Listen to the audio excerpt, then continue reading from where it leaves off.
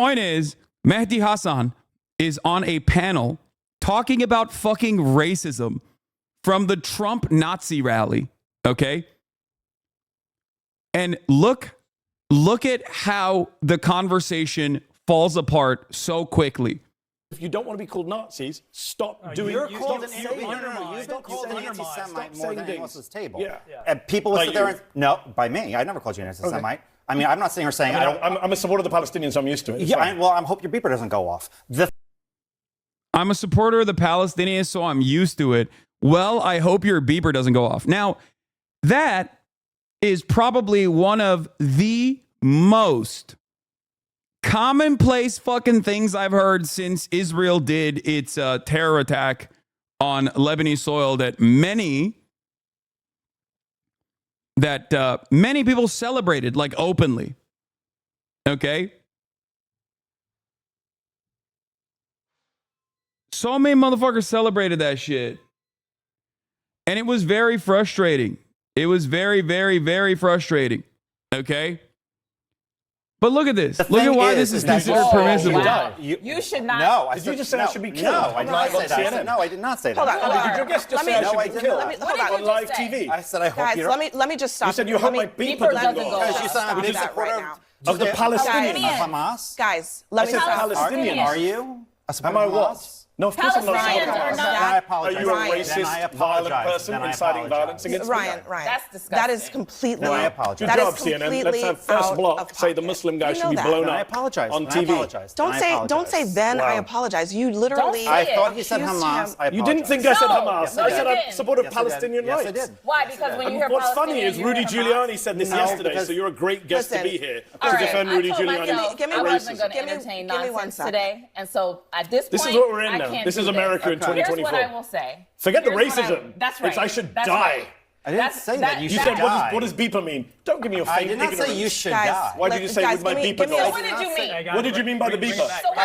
What did you mean by the beeper? No, you didn't. You said, I hope your beeper doesn't go off. Ryan, stop talking. At least have the guts to support your racist comment. Hang on. I'm so sorry. Gotta bring it back.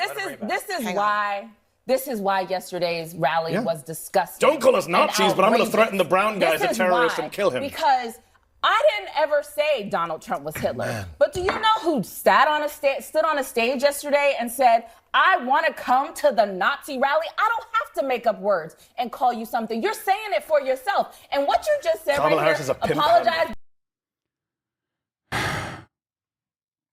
Now, there's something going on here that you have to understand. He is a Republican. He is like a Republican guy doing this. So now liberals will say, wow, like this is unacceptable. The problem is liberals have also kind of played a role in normalizing this kind of sentiment. Like it's not that shocking when you have Biden's State Department anti-Semitism czar Deborah Lipstadt saying this exact same fucking joke, basically, on a panel. After October 7th, there was a feeling around the world that Israel is weaker. And in the you want a beeper? Like, there are many other instances where directly on CNN, people have done this sort of shit. I think it's like Reddit and Twitter breaching containment for sure. But beyond that, it's good that there is like at least some level of pushback. Okay. Is that a slur? I've never heard that word before. What do you mean, beeper? No, it's not a slur. It's just basically saying like you will be extrajudiciously assassinated by the state of Israel. That's what you're saying. When you make that joke, when you say like, oh, wow, your beeper is running, which many people did about fucking Rashida Tlaib as well. And every single person that's like openly pro-Palestinian, especially if they're of a Muslim background or if they're from the area, if they're Arab, like people just go crazy with that. Every single Arab and Muslim content creator that is pro-Palestine has received those jokes a million times over. I don't know how many people we have banned in the aftermath of Israel exploding 2,000 fucking pagers, killing a bunch of like first responders, killing a 9-year-old girl, and many others, it's so incredibly commonplace. It's just, that's it. And that's the reason why I think this person is like very, that's the reason why this person is like very cool, calm, and collected. And dare I say, shocked when people call him out, when he realizes, oh, this is hostile. Look, did you just say I should die? You should not. No, Did you just say I should be killed? No, I did not say that. I said, no, I did not. yeah, look at his face. Like, look at his face when he realizes, like, the moment that he realizes, like, uh-oh. Former TV booker explains that this is a major issue for network TV. CNN just removed a far-right panelist for a racist remark as progressive commentator Mehdi Hasan. This was the right decision, but as a former TV booker, what happened is a part of a much bigger problem. Before going independent, I used to be a producer on The Hill. Like all mainstream media shows, we were constantly trying to have a balanced panel discussion. But we always had a problem. It was very difficult to find Republicans who weren't crazy. Frequently, my colleagues would book right-wing commentators, and as someone who'd come out of conservative media, I often had to review them before they were put on air. More than a few times, people who were alt-right activists were booked before I removed them. Other times, we couldn't find anyone who was actually qualified to talk about the news of the day in a non-frothing manner. We had people offered who had made racist remarks, people who had stalked women, etc. The Republican media, meanwhile, made zero attempts at balance. We also had several commentators who expressed Christian supremacist ideas, which meant, of course, that they couldn't possibly add anything useful to Israel or Islam. This is what happened to the very long-suffering Abby Phillips tonight. The biggest beneficiaries of affirmative action in media are Republican commentators. That's true. The MSM are desperate to find anyone who can engage in civil dialogue without filibustering or collapsing into bigoted rants. This is why you often see the same Republicans everywhere.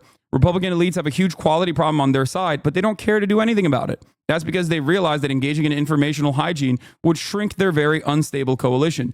They've chosen extremism and never get called on it. And it's true. Okay? And especially when it comes to like Israel stuff, especially when it comes to Israel-Palestine related shit, liberals say the same exact unhinged things as well. Look at Bill Maher. Bill Maher says stuff like this on a regular fucking basis. Congresspersons make these same jokes. Like, look at this. This is a representative. Say self-defense with Israel did with the pagers and how the walkie-talkie. Now that's a Republican. Okay? That's a Republican. They killed an 8-year-old and an 11-year-old. Do you have your pagers on you? John Fetterman, on the other hand, is also defending the pager attacks in like non-hostile media environments. Okay? Just so you understand, like the very same people that are fucking outraged right now because a Republican said that joke directly to fucking Mehdi Hasan's face are the same people that made those exact same jokes. You guys understand that like there are permission structures for genuinely Islamophobic sentiment being expressed here. And that is part of the reason why the fucking Richard Spencer writer guy thought that he would be able to spew that nonsense comfortably on CNN, especially when CNN has done this. CNN pundit calls Democratic Representative Ilhan Omar a public relations agent for Hamas with no pushback. No, she's a Democrat. They're going to vote for Biden. I'm not surprised about that. I am surprised that in the year of our Lord 2024, there is a public relations agent for Hamas sitting in the United States Congress. No. He didn't get fired. He's still one of the most prominent Republican voices on CNN. Okay? So understand that. This is what I mean when I say Islamophobia is so pervasive and so fucking permissible. Okay? It's just like the most normalized form of bigotry. Where like in the United States of America, a white supremacist country built on those fundamentals, built on chattel slavery, indigenous ethnic cleansing, Americans have improved their ways in which they do anti-black white supremacist sentiment. Okay? So much so that even if someone is like a die-in-the-wool racist, there are certain things that they hear where they're like, oh, that's a bridge too far for me. Wouldn't go that far. You know, you could have a guy with like the identical politics of a fucking Klansman who will still turn around and go, oh, saying the N-word with a hard R, well, that's a little bit much. Whereas Islamophobia and its social conditioning and it's like the propagandizing of Islamophobia is relatively new It's a relatively new target. It's relatively new in comparison to like the inception of the American state revolving around anti-black white supremacy. So there is no masquerading. You can be like, no, these guys are all jihadis. They're all terrorists. They're all terrorists that need to be killed. That type of shit is not only pervasive, but totally accepted. Kamala Harris will come out with a statement, just like Barack Obama did every now and then, about like how Islamophobia is really scary and people shouldn't do it. And then everyone will turn around and be like, she loves Muslims. She's a jihadi herself. It already is. Kamala Harris is currently the vice president. Joe Biden is currently the president. It's currently pervasive. It's currently accepted. Anyway, the mainstream media needs to stop platforming dishonest and bigoted Republicans. America needs to hear what the far right thinks, but we don't need to hear their bigotry and trolling. Reporters can present these views and their significance. We don't need these bigots. Until CNN and other outlets return to the regular standards, they're going to keep having their right-wing commentators engage in self-destructive acts. Remember the imploding of Jeffrey Lord, Ed Martin, and Corey Lewandowski? These people keep horribly tarnishing the CNN brand. The hard reality is that Republicans are so far from center that they cannot engage in civil debate. The viewers would be better served by ending the right-wing food fights. We also don't need fictitious Republicans who lie constantly either, like Ronna McDaniel. CNN's Republican chief executives clearly are behind these recent Republican affirmative action hires. They suppose that having more right-wing droogs on air will get Republicans to flip away from Fox, but this will never work. For every Fox bot tuning in, they lose 2 disgusted viewers. And just closing on the root of Ryan Girdusky, he is a full-on racist and radical Christian supremacist who has written for racist activist Richard Spencer, a fucking Nazi, an out-and-about Nazi. He has been running on operation to block black and LGBT authors from school curricula. He should have never been on CNN. Richard Spencer confirms that this guy literally wrote for him more than a decade ago, but wrote for him nonetheless. The irrational both sides fetish has created a dynamic where it is more controversial to call a fascist what they are than it is for Republican politicians to praise Hitler like Trump and Mark Robinson do. Calling a Nazi is more controversial than being an actual Nazi. The only reason he faced backlash is because Hasan pushed back immediately too. Every other time it's been brushed over because nobody cared. Guys, Jake Tapper and Dana Fash are CNN's 2 top billed commentators, okay?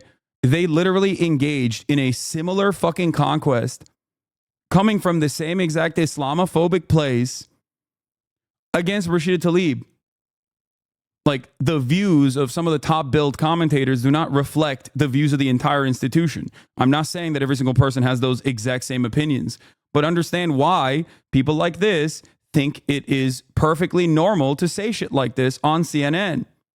When Dana Bash and Jake Tapper were doing that to Rashida Tlaib, they were doing that as Rashida Tlaib was being attacked with virulent, open Islamophobic attacks that made the same exact joke about her beeper, her beeper exploding potentially. Like, that was a cartoonist that posted a cartoon of Rashida Tlaib and a beeper right after the attacks from Mossad, the terror attacks on Lebanese civilian population in Lebanon. I hope that people understand what they are doing. There are plenty of open-minded individuals who value themselves as progressive, who do repeat some of these fucking talking points, and I urge them to reconsider. Okay? I urge them to, re-examine the way that they speak about Palestinians, about Arabs, about Muslims. This is a dangerous prospect. Okay? I know that there will be some people, at least, that are coming into this community that will do that. I hope. There's zero room for racism or bigotry at CNN or on our air. We aim to foster thoughtful conversations and debate, including between people who profoundly disagree with each other, in order to explore important issues and promote mutual understanding. But we will not allow guests to be demeaned or for the line of civility to be crossed. Ryan Girdusky will not be welcome back at our network. Yeah, they clapped a fucking Nazi, but like, why did they have a Nazi on to begin with is a great question to have.